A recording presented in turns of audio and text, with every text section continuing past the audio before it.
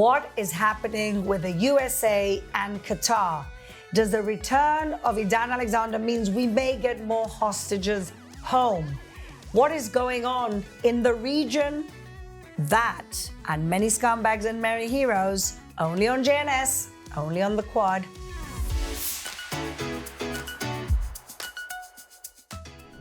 Welcome back, everybody, to the Quad. This week here in Jerusalem with my wonderful co-host, Emily Schrader, who is a journalist and human rights activist, Shoshanna Keats-Jaskoll, the founder of Chochmat Nashim, elevating Orthodox women's voices and fighting discrimination, and a repeat guest co-host, Ateret Shmuel, who is the founder and director of Indigenous Bridges. Okay, ladies, Edan Alexander is home. Thank God. He's a soldier. He's also a dual American. A lone soldier. Also a dual American-Israeli citizen. I mean, there was not a dry eye last night. But what happened? How is it that the Americans, the way Putin did actually, right at the beginning of this conflict, did their own deal? Did they tell Bibi and the team? Did they not tell Bibi and the team? Did they just do this? Israel did not pay one prisoner for Edan Alexander. Is this a goodwill gesture by Qatar for much more to come with the Americans? We are pleased he's home. We hope this is the beginning of the rest of the hostages coming home. But what is actually going on? So I want to unpack this with my very esteemed, intelligent, and perceptive panel. Emily, what do you see here? I mean, I think it's concerning. I think it's concerning, and it definitely undermines Israel and Israel's ability even to negotiate. I'm obviously, first and foremost, very, very happy that Edan Alexander is home. Like you said, I think everybody was in tears in the footage and the photos that were coming out, and even the updates about what he went through. It's really unimaginable. I think he had probably one of the worst experiences, partly because he was a soldier and also a young man.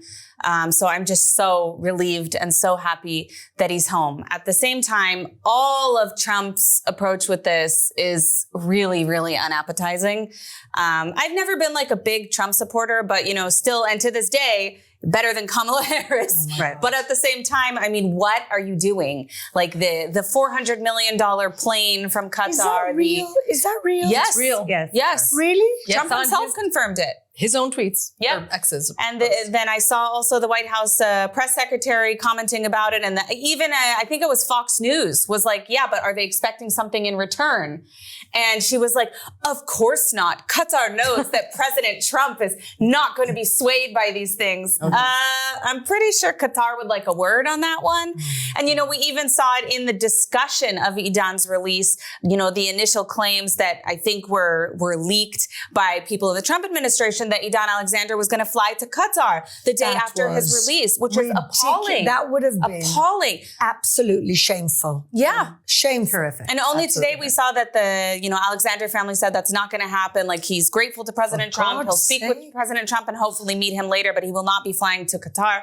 I mean, it's a disgrace. And let's not forget that Qatar is the one who has prevented hostage deals multiple times. Yes. They told Hamas not to agree to these things, and they were harboring the leaders of Hamas on October 7th, who were sitting there in their hotels in Qatar, watching TV, celebrating what happened when Edan Alexander was being kidnapped. So even the idea of it is insane. And I'm very disappointed that the United States is acting this way. I know that Trump has these fantasies of being a dictator and, being like his bestie Putin, but this is disgusting. It's disgusting. And I think you see the right and the left speaking out about this appeasement of Qatar. But what's really interesting is if it means Qatar has that much sway over Hamas, all the hostages could come home. That's right. They could, absolutely. Of course. All the hostages could come home. And did anybody see, you just showed me a picture that we're going to show, the arms of Edan Alexander. That boy was tortured. Scarred. His mother said he was put in a cage. He was tied up.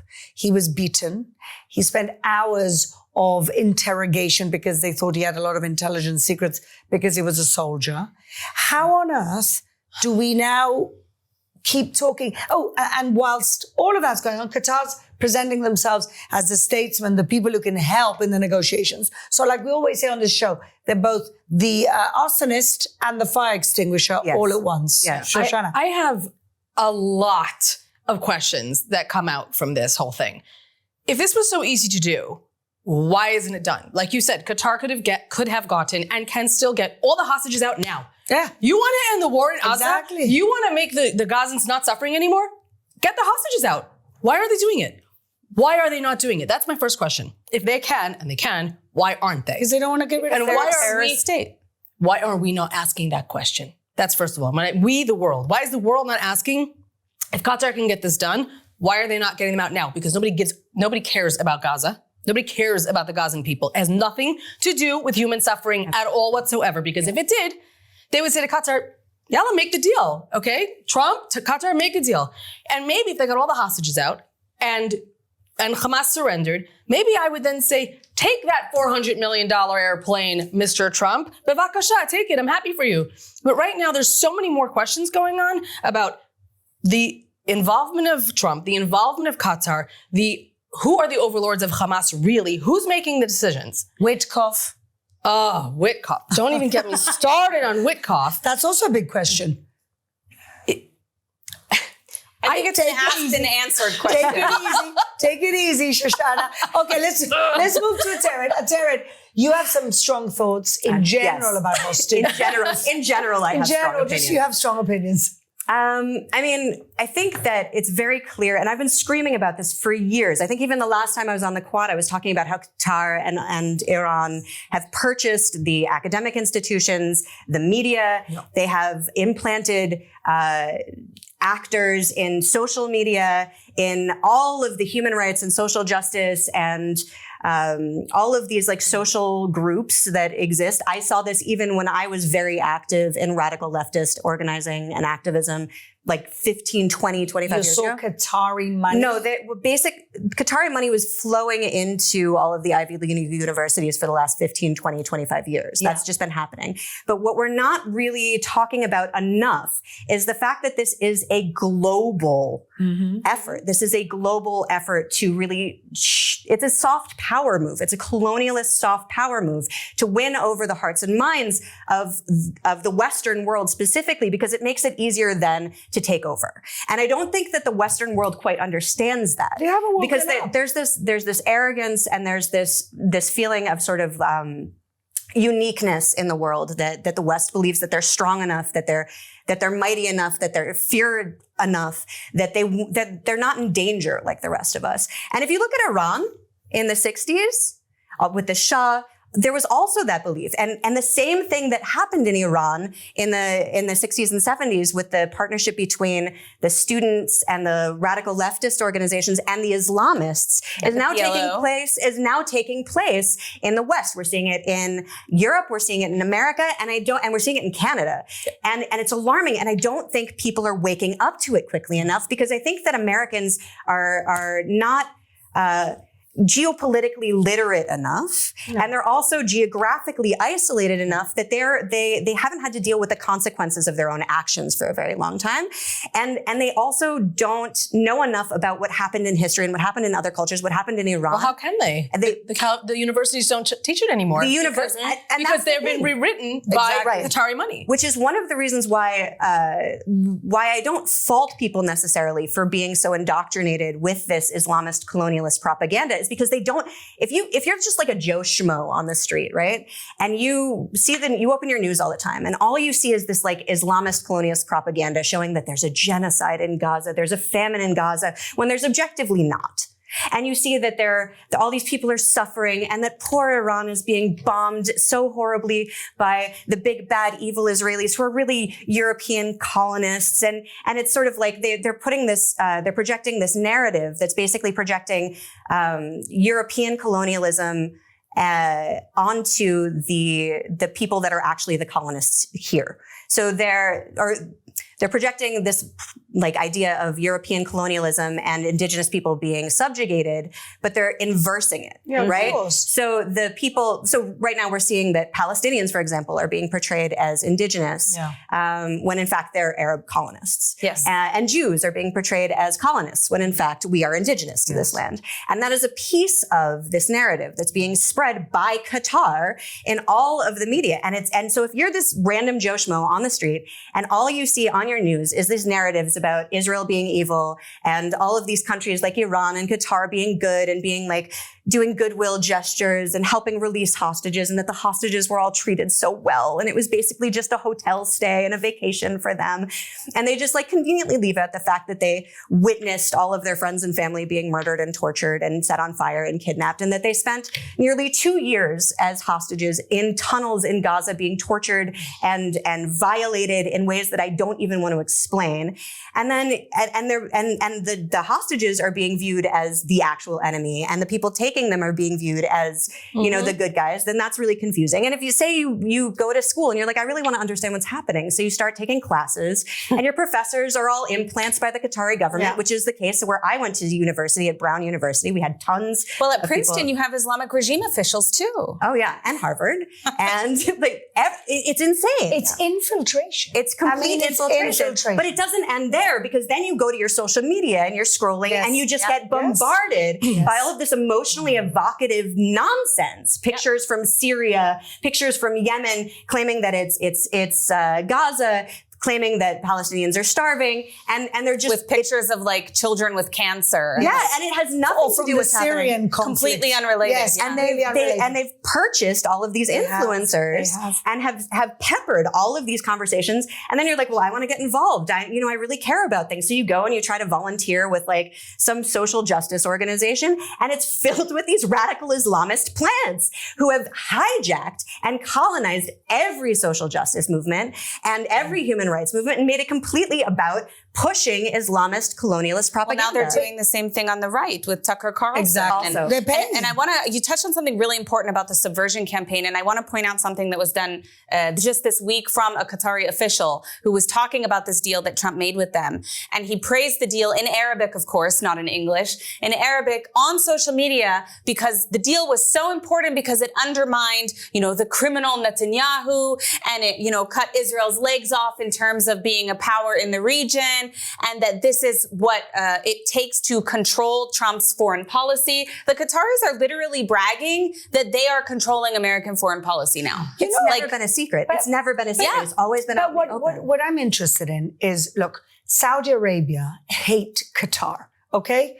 The Emirates, who are less important, of course, in this balance of what we're talking about, hate Qatar because they know exactly what Qatar is up to, because they know that Qatar is encouraging fundamentalism from the Muslim Brotherhood. Trump has gone to Qatar, and now he's going to Saudi. So my question is, where does that leave the relationship between America and the moderate Sunni countries that already signed the Abraham Accords? Where does that leave the Abraham Accords? And interestingly, where does that leave the Islamic Republic of Iran?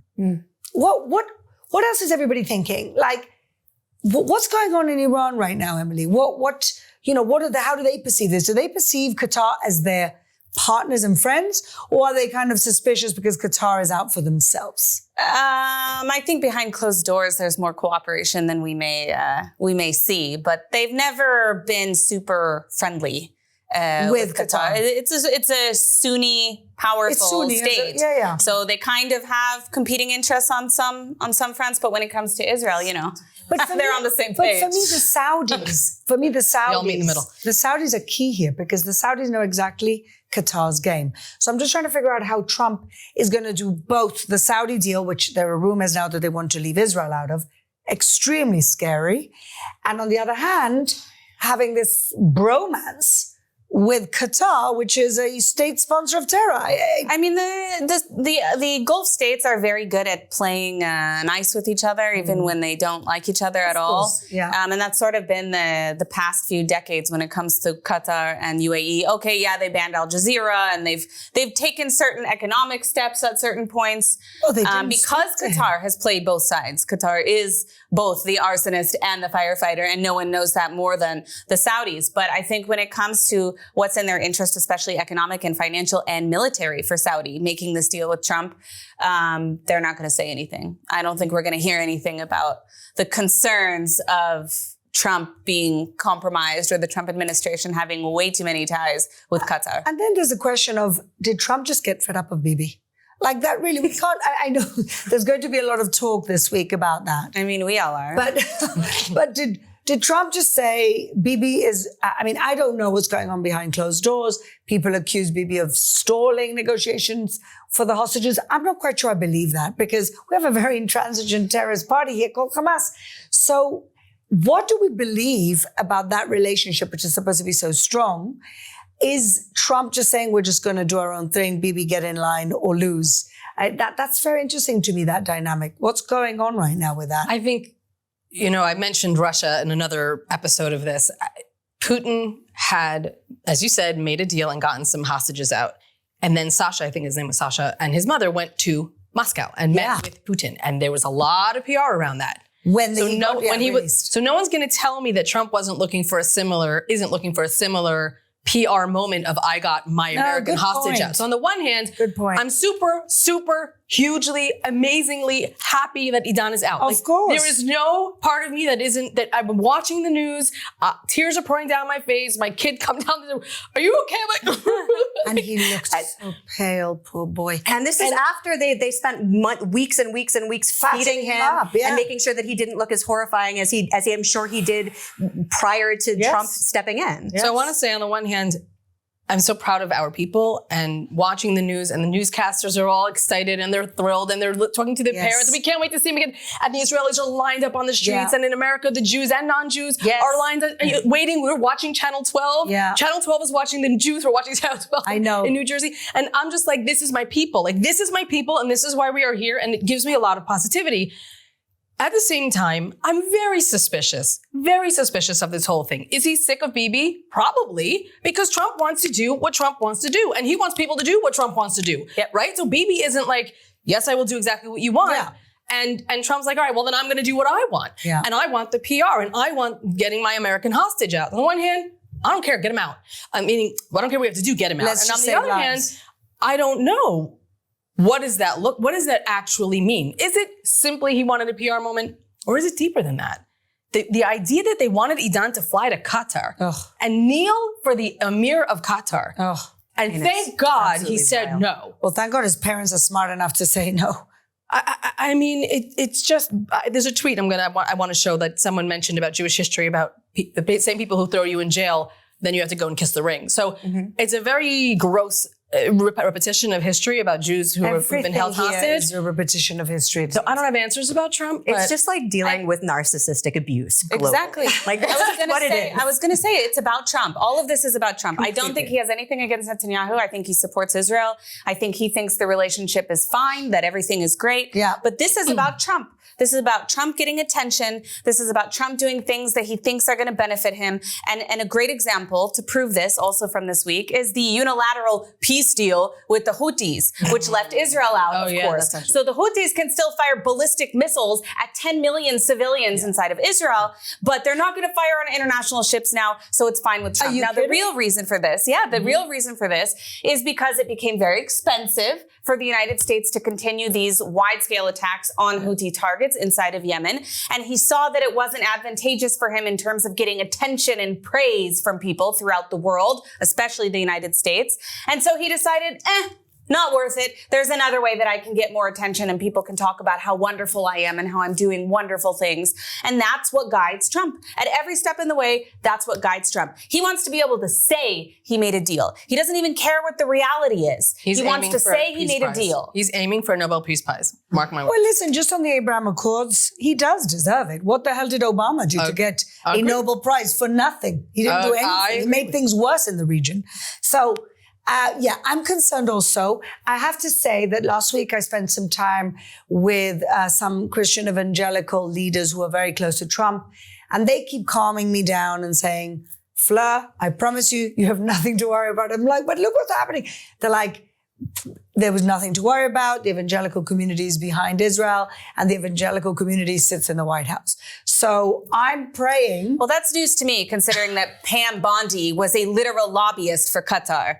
Really? Yes, Trump's attorney general is a former lobbyist for Qatar in Washington. So, well, that's a little. And let's not get into Witkoff and his dealings with Qatar. I mean, all of these people. Amazing. There's a major problem. Little country, 300,000 people, more money than God, and the havoc that they can do. it globally. And one of the things that I find the most concerning is that I really, and the closer I get to people in positions of shot calling and decision making within governments, the more horrified I am by the fact that they don't actually seem to understand things. And I mean, granted, my paradigm is a little bit different because I'm an international indigenous rights advocate and I've worked in human rights for a really long time, but I work mainly with like tribal systems. And I think that we have this situation in which the majority of people that are making decisions are extremely privileged, come from extraordinary wealth, have been extremely isolated. They don't know their nation. They don't know their enemies. They don't understand what the actual nations themselves think and feel. And they don't, because they themselves, most of which are not actually religious, they don't have any stock in ideology. They don't think that people actually, that their decisions and behaviors are influenced by religion. They don't believe in it. That's a really good point. And so they keep making these objectively stupid and suicidal choices. Qatar will never be an ally of the United States. Correct. Its goal is to destroy the US. The Islamic Republic of Iran will never be an ally of the United States. Their goal is to destroy the US. The Houthis will never be an ally or a partner in peace in any way, shape, or form. Their actual goal is to destroy the US. It's a piece of their ideology. And one of the things that I have been seeing is a shift in dynamics in terms of like geopolitical partnerships. And I think that it's happening underneath the governments. Like the governments are doing their own nonsense and rubbing elbows and like sketchy, corrupt business deals. But they're, from what I've seen and from a lot of the things that I've been doing and a lot of the communities that I've been working with recently, there's been this growing like groundswell of intertribal community support and allyship. And I think one of the things that's really important to bring up right now is what's happening in India and Pakistan. Yeah. Because oh my God. I think for so long, every single Islamist colonialist terror move has been painted by the Qatari purchased media as like a one-off event or like a local skirmish or just like a, you know, these people just doing the thing that they do where they fight with each other. And it's not portrayed as what it actually is, which is an Islamist colonialist terrorist move. And so people haven't been able to pick up on the fact that October 7th was done by the same people who have been constantly attacking the Kurds, who have been constantly attacking the Alawites, who have been constantly attacking the Druze and the Assyrians and the Copts and the Arameans and the Hindus. They don't connect the dots. They can't connect the dots because Qatar has made it so that they're told by all of these sources that they turn to for information that that's not what's happening. And so even if they have like a moment of common sense where they're like, wait a second, maybe this Islamist terror attack is similar to this Islamist terror attack, which is similar to this one. You know, there was like a series of car rammings all in a couple of weeks and nobody put those together, even though they were all done by people with the same ideology who held the exact same colonialist belief and the same genocidal aspirations. And nobody was able to talk about how they're connected because they didn't want to be labeled as Islamophobic. But we cannot let the media off the hook here, because if the media would talk and comment and connect those dots for people, maybe people would have a shot. So it's really, you can blame Qatar, and I do, but you also have to say people are complicit in this storyline. For sure. People are complicit in this storyline and they aren't telling the people the truth. Well, this is what I was going to say in relation to what your comments were, that there's not an ideological basis in much of the West. They don't understand why you should promote and educate Western values. Yeah. It's become so progressive that we only focus exclusively on the negatives and the things we need to improve in these societies. Of a victim.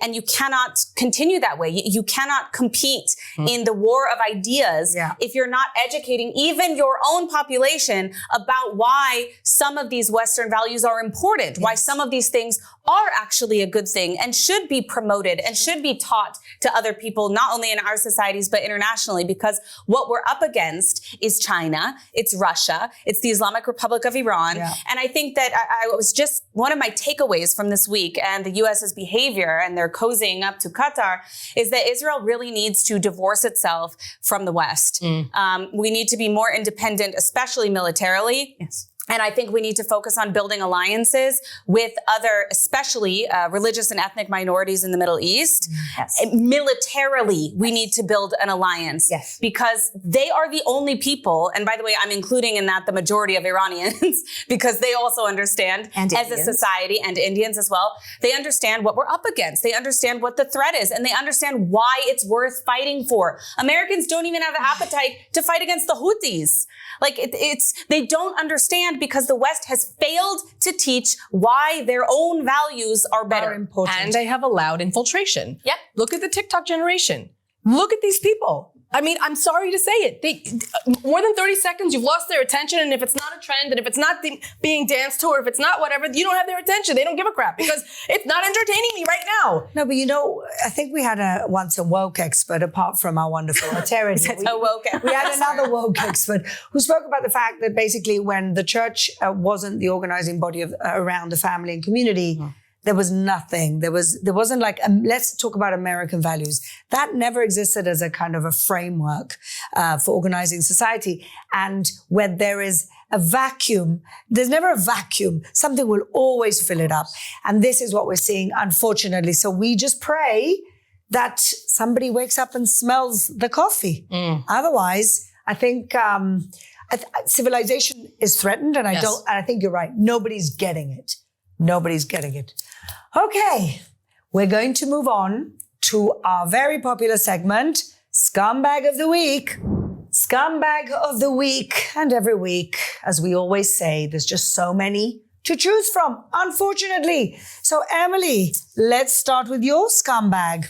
Well, if you've seen my social media, you know that I've been very, very irritated with Steve Witkoff and Trump. However, this week, maybe next week, this week, they're not my scumbags. My scumbag, of course, following our conversation, is Qatar. This is basically a slave state where they bring in, majority of the country is migrants. They take their passports away. They don't give them basic rights. They don't allow them to leave. And that's just the tip of the iceberg. Of course, they have their state-run media, Al Jazeera, which has served as a spokesperson for Hamas since October 7th. And even prior to that, very, very vocal supporters of terrorism, both Sunni and Shia terrorism.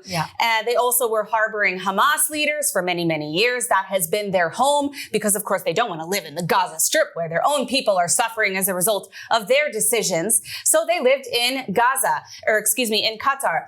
And there's a video from October 7th. We'll play it. So there's a video. These are Hamas leaders. Ismail Haniyeh is there staring at the television, celebrating the acts of October 7th, praising Allah for what these monsters have done, raping, kidnapping, torturing, murdering innocent people at music festivals inside of their homes on kibbutzim on October 7th. So this is Qatar. This is what Qatar stands for. And let's not forget that after Ismail Haniyeh was assassinated by Israel, they also projected this image of Ismail Haniyeh on their buildings inside of Qatar. So Qatar is not an ally of the U.S. As we said before, this is not a country that should have dealings with the U.S. I know there's a big American base there. Honestly, I think the United States should have said, we're closing up shop unless you release all of the hostages on day one. But the situation just continues to get worse and worse. We have the $400 million plane that they're gifting to President Trump. And of course, on top of that, we also know that they have told Hamas not to accept hostage offers that have been made by Israel repeatedly. They have the power to do something about the hostage situation, and they have not. And no one has held them accountable. And let's not forget, last but not least, they have invested about $6.3 billion in American universities. So if you wonder why all these encampments keep popping up that seem completely contrary to actually what the majority of Americans think about the Israeli conflict, Israeli-Arab conflict, that would be your answer. That's $6.3 billion. And I haven't even gotten to Europe, where they have practically bought half of London, or more than half, actually. They own more property than the king. It's outrageous. London, if it's not them, it's the IRGC, by the way. London is a mess. But my scumbags of the week, Qatar. Well, worthy scumbags indeed. And I honestly don't understand. Well, I do understand it. The sheer amount of money they have. But the way they've also managed to buy a lot of people. We didn't even get into that discussion here in this country. But let's not even get going with that. Ateret. So my scumbag of the week is Qatar as well, but it's actually the Qatari It's actually the Western media outlets who have sold their soul and their dignity in order to push Islamist colonialist Qatari propaganda as if it's legitimate news, which it is not. That intentional misleading of the Western world and the general populace, I think, is objectively evil, especially because it will directly lead to violence and potentially their own downfall. And I think that is horrific. Well, short and sweet, worthy scumbag of the week, Shoshanna. So my scumbag this week is the Pulitzer Prize committee. Yeah. The Pulitzer Prize, like growing up, and you just know that that's a very worthy, it's like the Nobel Prize. Like it's something very worthy. It's something that people aspire to in whatever, it's a writing prize, in whatever category they are. And they have different categories for journalism, for commentary, for poetry. But this year, they awarded the Pulitzer Prize for commentary to Mossab Abu Toha, who had a New Yorker piece on the Gaza war. Now, I will say, as an American, as a human being, everyone has the right to express how they feel. Everyone has the right to write what they want about how they're, what their people are going through. Yeah. Hopefully it's accurate. And if it's not, well, it's still your right to be a liar. But what is not okay in terms of the committee choosing him is that he, and we'll see this later, he flat out denied that the Israeli hostages were hostages. He denied that they were tortured. He denied that they were going through. He made fun of them. How do you give a literary prize to someone for their empathy, for their reporting on what's going on when they don't empathize or see the other person? I don't think anyone who cannot see the other person, even if they are feeling themselves suffering, but to deny the other person, how do you give the highest prize to that? And I think the committee, who has given, by the way, past winners, was Vladimir Kara-Murza, who wrote from a Soviet prison at risk of his life, talking about what he was going through. People in the South talking about racism and sexual abuse of police officers, like people who risked their lives to bring truth and didn't bring other people down when they did it. So I'm really disappointed. I feel like history is failing us in this regard. The committee, you really need to know who you're giving prizes to and think about that before you make them heroes to the world. Absolutely. I mean, it's like, honestly, giving a Pulitzer Prize to a Holocaust denier. Yeah. That's the equivalent. Yeah, that's true. Or a Nazi sympathizer. Or a Nazi sympathizer. I mean, he is a Nazi sympathizer. Yes. So. It is exactly like that. Actually, no. You know what? Hamas is worse than Nazis because Hamas is actually proud of what they did. Yeah. And at least the Nazis tried to cover it up and lie about it. Yeah. Yeah. Every other book in the Gaza Strip is Mein Kampf. Okay. My scumbag, again, I'm bringing it down from global geopolitics to the Eurovision Song Contest. But second year in a row, and this year it's even more painful because the incredible singer who's gone to the Eurovision Song Contest this year is in fact a Nova survivor who spent hours hiding under dead bodies on the 7th of October to survive. Yuval Raphael. And she's got a voice of angels. She deserves to be there. She won a competition here in Israel Fair and Square. And this wonderful woman gets there, much like the one last year. And she is walking out amongst a sea of haters, booing at her. And one guy, look at this, doing like this. In other words, we're out to kill you. This is what this wonderful young lady has to face when she's gone for a song competition. Now, last year it happened and we were all shocked and horrified. But this year, she shows up with a delegation of other Nova survivors and other survivors of October 7th and talk about re-traumatizing a victim.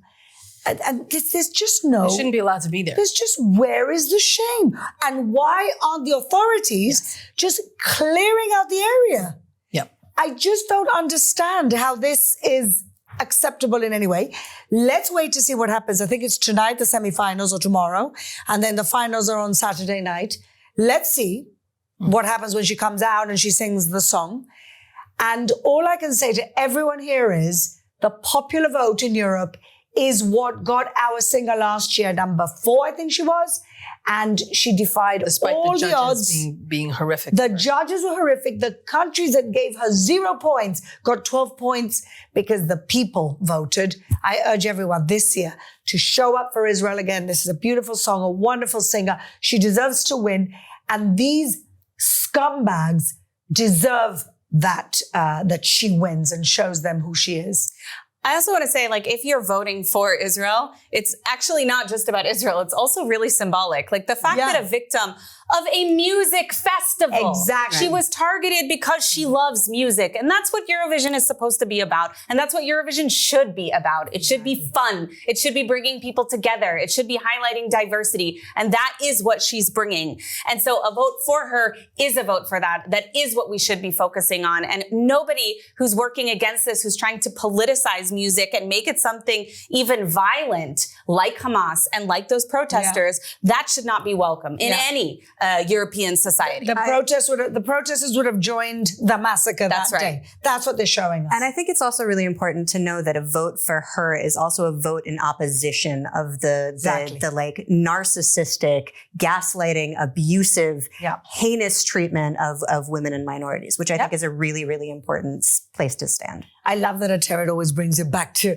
progressive language. I mean, you got it sometimes. Just send her out there. Okay. And as we like to always finish a show with something positive, we also have lots of heroes. So Ateret, who's your hero this week? Oh, I thought long and hard about this. I really want to shout out to the Kurdish women. I've been thinking a lot over the last few weeks, especially with all of the Islamist colonialist attacks against India, against Israel, against the Druze, and against the Kurds. The Kurds have been dealing for so long with such heinous violence from all sides, and their women are really some of the most feared warriors they are. They have an entire female combat unit, and they're really who defeated ISIS. Because what a lot of people, especially in the West, don't understand is that ISIS and a lot of other Islamist terrorist organizations believe that if they die at the hands of a woman, that they not only don't get to go to their little terrorist heaven and get their 72 virgins to rape,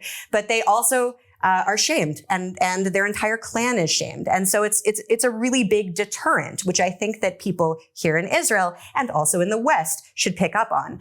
And the Kurdish women have really been at the forefront of a lot of this fight to preserve safety, to preserve dignity, to preserve women. Jinjian Azadib, which became the Women Life Freedom chant, originated from the Kurdish women and their female fighters. And I really just want to give them a moment in the sun because they really deserve it.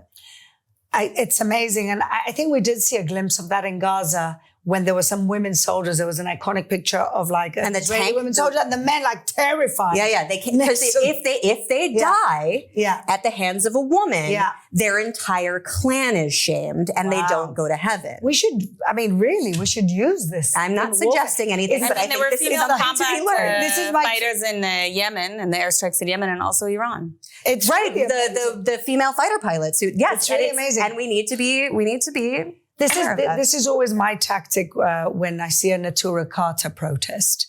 Because I think just walk up and sing. Just walk up and go like that. They'll all run away. We're like kryptonite. Emily, who's your hero this week? So my hero is moving to a different conflict, India. And there's many reasons why India would be my hero. It's an amazing country with amazing people, but now, of course, they're dealing with a conflict with Pakistan again. And particularly this week, India is my hero because they killed the terrorist responsible for the beheading of Daniel Pearl. Daniel Pearl was a Washington Post reporter. I think it was probably the first barbaric terrorist video of an execution that we've seen. It surfaced all across, the internet, and this was, I don't even remember, was it 1990s? I think it was 2002. No, it was 2002. Yeah, it was 2000. So early 2000s, and they filmed a video beheading him, and his last words were, "I am Jewish. My father's Jewish. My mother's Jewish, and I am Jewish." And it's a very, very powerful statement that I think impacted the global Jewish community until today. And so thank you, India, for taking care of this and righting a historic wrong and bringing justice to some of these people who were involved in the brutal, unforgivable, almost unimaginable murder of Daniel Pearl. Amen. It really is. And his father, Judea Pearl, has become such an incredible advocate. He is a wonderful man, and he just speaks with such calm. But he's been very vocal about Israel and the Very. aftermath of October 7th. Yeah. He's a professor at UCLA. Yeah. Amazing person. I also sent him a message. I was like, I'm thinking of you today. Yeah. There's also been a huge movement of partnership between the Indian Hindu community and Jewish Israelis. Yes. Yeah. And this has been something that I've seen a lot, especially on my social media recently. I posted a video talking about how the anti-Hindu and anti-India propaganda is literally verbatim, word for word, just the recycled anti-Israel propaganda. Yes. And it's mind-boggling that people aren't picking up on it because it's literally the They same. get us. People are not connecting the dots. I think But that's the Indians thing. are. And I think that Indians are Islamists, because they know. Right. But I think Islamists sort of overshot right now with their attack against India because, Jews are 15 million people worldwide, right? The Kurds, 1.5 billion. the Kurds are like between 30 and 120 million. Yeah. Persians, I don't know the number off the top of my 80 head. million. 80 million. 90 million. The Druze, like most of us are small tribal nations, but India is not. 1.5 India is billion. 1.5 billion. So it's a little harder to shout over 1.5 billion people who have had to deal with the exact same violent, genocidal, sexually violent, colonialist hatred that the rest of us have. But if something really kicks off with India and Pakistan, we could be facing right now a third world war because the alliances will be made. If India and Pakistan go to war, I honestly think it's the start of a third world war. I don't they see are at how war. anybody. Yeah, but like a full scale. I thought that they were supposed to have a ceasefire. No, that was Trump the Pakistanis begged for a ceasefire and then broke it. That's just right. like Hamas. Yep. Yeah, exactly. Sounds like. Meanwhile, like Hamas. Donald Trump is tweeting, I orchestrated a ceasefire. What? The News to best Pakistan. ceasefire ever. Okay, Shoshanna. Sorry, I can't. It's going to be huge. Okay. Okay. My hero this week is Emily Damari, who is a former hostage and current heroine of Israeli society. Mm-hmm. She of the symbol, because she lost 2 fingers to Hamas when she was shot. Why is she my hero today, though, is because she called out the Pulitzer Prize Committee for giving the prize to Mossab. And I'm just going to read her tweet because I think it encapsulates exactly, first of all, why she's a hero and why they are scumbags. Okay, my name is Emily Damari. I was held hostage in Gaza for over 500 days. On the morning of October 7th, I was at home in my studio apartment in Kibbutz Kfar Aza, we were there, when Hamas terrorists burst in, shot me, and dragged me across the border into Gaza. I was one of 251 men, women, children, and elderly people kidnapped that day from their beds, their homes, and a music festival. For almost 500 days, I lived in terror. I was starved, abused, and treated like I was less than human. I watched friends suffer. I watched hope dim. And even now, after returning home, I carry that darkness with me because my best friends, Gail and Steve Berman, are still being held in the Hamas terror tunnels. So imagine my shock and pain when I saw the award of the Pulitzer Prize to Mossab Abu Toha. This is a man who in January questioned the very fact of my captivity. He posted about me on Facebook and asked, how on earth is this girl called a hostage? He has denied the murder of the Bibas family. He has questioned whether Agam Berger was truly a hostage. Yeah. These are not word games. They are outright denials of documented atrocities. Mm-hmm. You claim to honor journalism that upholds truth, democracy, and human dignity, and yet you have chosen to elevate a voice that denies truth, erases victims, and desecrates the memory of the murdered. Do you not see what this means? Mossab Abu Toha is not a courageous writer. He is the modern-day equivalent of a Holocaust denier, and by honoring him, you have joined him in the shadows of denial. This is not a question of politics. This is a question of humanity, and today you have failed it. Amazing. I love her. That she had the eloquence to write this. That she, reading it is emotional. That she took on this battle is important. After everything she's been through. Yeah.